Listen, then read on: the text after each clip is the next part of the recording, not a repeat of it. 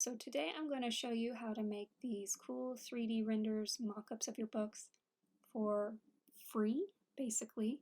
The reason I say basically is you have to have Photoshop to use the files that I'm talking about.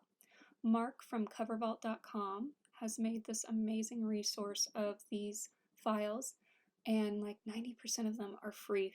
You just go to the site, pick the one you want, and download, and that's done. There are some premium ones, but they are smart object files, so you have to have Photoshop. You can't use Canva or anything for these. It has to be Photoshop. So to make these awesome graphics, you go to his site, you pick the one you want, and you download it. And then you're going to want to open that file in Photoshop. So since we're using this e-reader and paperback one, I'm going to open up that one. And I want to show you over here, he has the e-reader in a file in this particular one, as well as the book. Not all of them are separated out like this. You can shut one off, turn it back on. It's kind of awesome.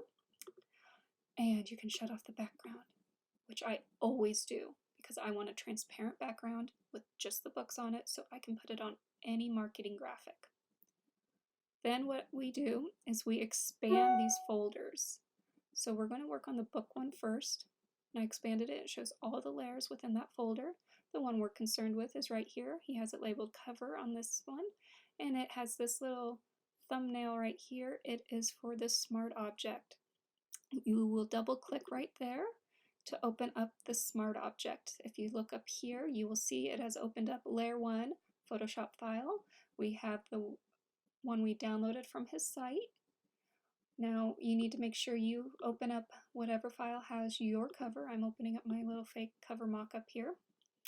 Mine's already flattened down, and what I do is I'm on a Mac. I Command A to select all. I Command C to copy. If you're on a Windows, you'll probably go File, Select All, and File, Copy. I then go back over to Layer 1. I shut these off, and I hit Command V for paste. My cover happens to fit the ratio of this perfectly. Yours probably won't, and in which case you just alter the size to fit it perfectly. When you alter the size, you're transforming it, and you want to hit Enter or Return to accept the transformation you made. And then you go up to File, Save, or Command S, and you can actually close this one out now. Go back over to the file, and voila. Now we want to work on the e-reader one. Again, double click the smart object. I just shut off these background ones and paste in since I still had it in memory. Now see, mine does not fit perfectly.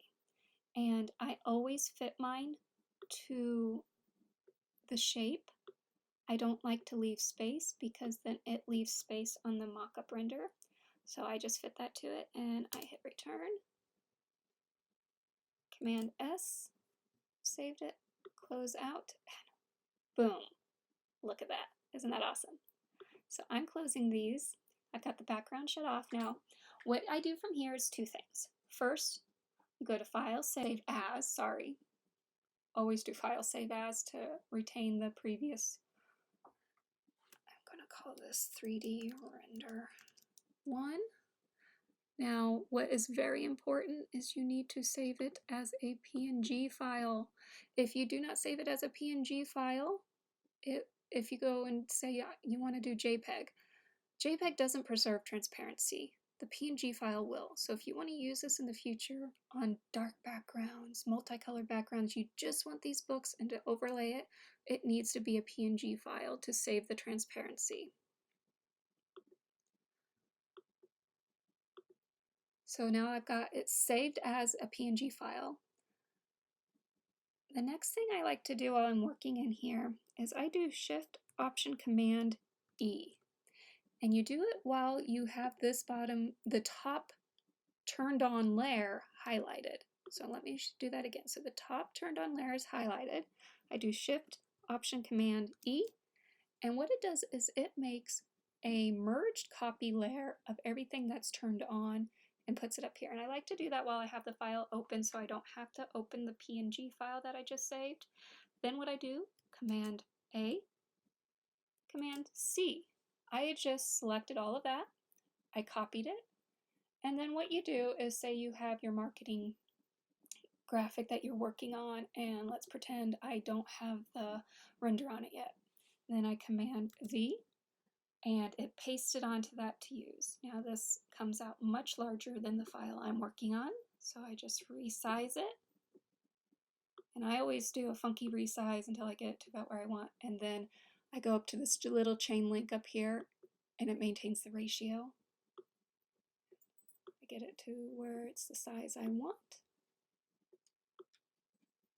And then I hit enter, and boom, done. That is how you create a 3D render for virtually free.